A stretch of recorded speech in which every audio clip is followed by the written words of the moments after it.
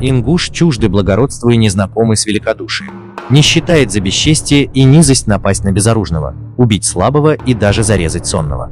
При всей своей злопамятности и жажде к мести, в ингушах тем не менее заметно просвечивает жалкая, низкая и подлая трусливость. Насколько горд и храбр, по-видимому, ингуш, когда ему удается убить или ранить своего врага, без опасности для самого себя.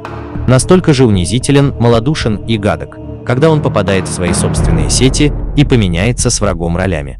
Малейшая царапина, сделанная врагом или только выражение попытки к этому со стороны последнего, заставляет попавшего в просак снимать шапку и молить врага о пощаде или при малейшей возможности убегает от него самым позорным образом.